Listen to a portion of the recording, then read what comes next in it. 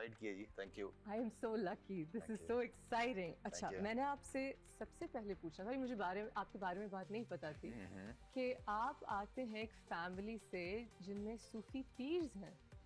Your grandfather was a Sufi peer, is that true?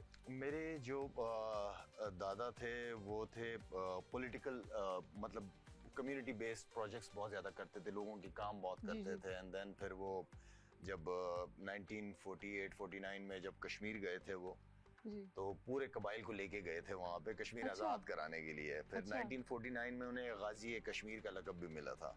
Okay, माशाल्लाह। I don't know किसने सोचा कि they're from a peer background. I was even surprised. नहीं, मेरे जो परदादा थे वो साहबजादा मोहम्मद इलियास साहब पीरो पठान शरीफ थे। अच्छा, माशाल्लाह। So फिर क्रिकेट से जर्नी कैसे शुरू हुई?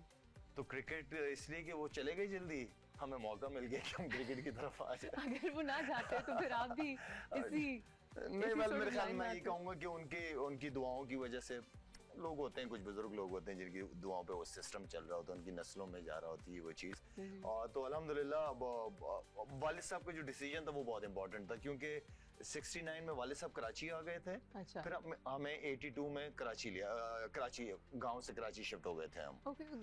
गांव कहाँ? मैं बेसिकली आई एम फ्रॉम तेरा खैबर एजेंसी। वो डिसीजन मैं समझता हूँ कि वालिद साहब का बहुत अच्छा था कि कराची शहर ने हमारी परवरिश की है।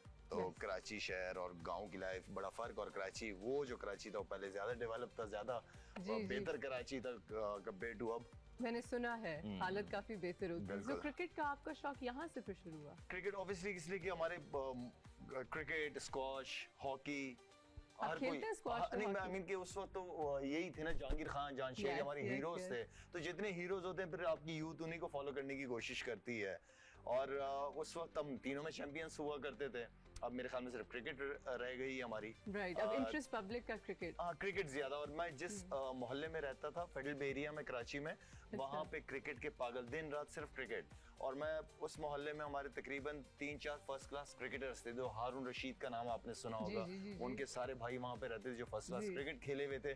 तो मुझे मौका मिल गया था कि मैं छोटा सा बस उनके साथ क्रिकेट खेल रहा था। आप उनके साथ बचपन में खेलते? डांट पड़ती थी कि सारा दिन क्रिकेट खेलते रहते? डांट क्या होती है, मार की बात कर रहे हैं। बड़ी मारें खाई हैं जी हमने क्रिकेट के लिए, बहुत मार खाई है, बहुत सारी बात है। जो दिन रात क्रिकेट, मोहल्ले में पड़ोसियों के शीशे भी हम तोड़ रहे हैं। फिर वाले साहब जब ऑफिस आते थे बस वो फिर हमें तोड़ रहे होते थे। पैशन था आपका? नहीं, क्रिकेट पे मैं क्रिकेट पे कोई मतलब उस एज में ख्वाब ही सिर्फ वो होते थे। उस वक्त हमारे पास ये नहीं होते थे जी। तो उस वक्त सिर्फ जो ख्वाब होते थे हमारे वो ये थे कि क्रिकेटर बनना है। मेरे पास दो ही ऑप्शन थी, एक क्रिकेट का मैंने सोचा हुआ था और एक पाकिस्तान आर्मी का। क्रिकेट का इमरान भाई को देख के बहुत ज्यादा, क्योंकि दिन रात क्रिकेट के बारे में सोचना, खाना पीना, हर वक्त क्रिकेट। और ख्वाब देखा करता था मैं क्रिकेटर बन के मैं सुपरस्टार बनाऊं और लोग मेरे आगे पीछे, ये उसी एज से देखना शुरू किया था। सही ख्वाब देखे आप। बस उसके लिए तो फिर आपको दीवाना होना पड़ता है, उस चीज से आपको इश्क करना पड़ता है। अगर किसी चीज को आपने हासिल करना है उसके लिए तो इश्क करना पड़ता है उससे। आपकी स्टडीज नहीं इफेक्ट हुई इस इश्क से? अच्छा, पढ़ाई मैं समझे कि 5वीं 6ठी क्लास तक बहुत अच्छा था, लेकिन जब क्रिकेट के अंदर दिन रात ही क्रिकेट है तो फिर पढ़ाई किधर।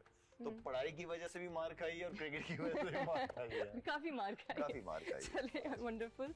मुझे एक बात बताएं, अभी मैं क्रिकेट के लिहाज से पूछ रही हूँ क्योंकि आप मेरे शौहर से भी मिले हैं। तो जब से मेरी शादी मुझे थोड़ा स्पोर्ट्स के बारे में पता चल गया कि जब कोई टूर्नामेंट या मैच होता है, और वो तो आपके दीवाने हैं, like he such a big fan. बिल्कुल। एंड जब कोई भी टूर्नामेंट किसी भी स्पोर्ट में नेक टू नेक होता है कि बस it's a win and lose situation और दुनिया जहान का प्रेशर आप पे होता है। What is that feeling now? देखिए, इंटरनेशनल क्रिकेट की अगर बात की जाए तो प्रेशर को किस तरह हैंडल करना ये आपको आना चाहिए जी। अच्छा, मैं अगर अपनी बात करूं तो मैं इसको अपॉर्चुनिटी के तौर पे लेता था कि यार ये अपॉर्चुनिटी अगर आपने डिलीवर कर दिया तो आप कहां से कहां पहुंच सकते हैं। तो प्रेशर तो होता ही है, लेकिन प्रेशर को हैंडल करना आपको आना चाहिए। अगर आप ये सोचो कि यार मैं आउट हो गया तो क्या होगा, लोग क्या कहेंगे, ये क्या होगा, मेरी वजह से टीम हार गई, तो फिर आप इसी में ही रह जाएंगे। अगर आप ये सोचेंगे कि यार ये मैच अगर मैंने यहाँ से जितवा दिया तो क्या होगा। उस मोमेंट में आपको पॉजिटिव सोचना होता है। पॉजिटिव, नेगेटिव बहुत अपने माइंड को कंट्रोल। बिल्कुल, नेगेटिव चीजें बहुत सारी आ रही होती हैं कि आउट हो जाओगे, कोई बात नहीं, अगले ओवर का इंतजार कर लो। नहीं, जो उस वक्त डिसीजन हो गया उसी को सेकंड करना है, उसी को स्टिक करना है बस। अगर आप हारते हैं एक मैच, हार गए बहुत दफा, और इसके बाद जो एक उस लॉस से अब आपको मेंटली रिकवर करना है अगली चीज़ के लिए। एक तो उसका मुझे थोड़ा सा प्रोसेस बताएं और मुझे बताएं कि आई डोंट नो कि जब आप खेलते थे पाकिस्तान के लिए तब ये चीज़ थी, लेकिन अब खास तौर पे स्पोर्ट्स साइकोलॉजिस्ट बहुत हैं। So have you work with sports psychologist या आप अपनी खुद मेंटल ट्रेनिंग करते हैं? आप जितना अपने आप से सीख सकते हैं किसी और से नहीं सीख सकते। अब हमारे पास इतने बड़े बड़े प्लेयरों के साथ मैं खेल रहा था, वसीम भाई थे, विकी भाई, इंजी भाई, मोइन भाई, बासित भाई, ये सारे जितने भी बड़े नाम हैं, वकारी, विकी भाई वगैरह, ये इनसे मैंने ग्राउंड के अंदर लड़ना सीखा है कि हारे हुए मैचेस को किस तरह आप चेंज कर सकते हो जी। तो वो जो चीज थी, वो फाइटिंग स्पिरिट, वो हमारे अंदर बहुत आ गई थी। उस वक्त के बैच के जो लड़के थे, जो वसीम भाई वगैरह की कप्तानी में आए थे हम लोग, वहां से वो लड़के काफी सारे लंबा करियर, जैसे 20-20 साल, 15-15 साल खेलें, कुछ जो थे वो जो नहीं थे काबिल, जो प्रेशर को हैंडल नहीं कर सके या फाइट करना सीख नहीं सके थे, वो लड़कों का करियर भी 4 साल 5 साल रहा, उसके बाद खत्म हो गया था।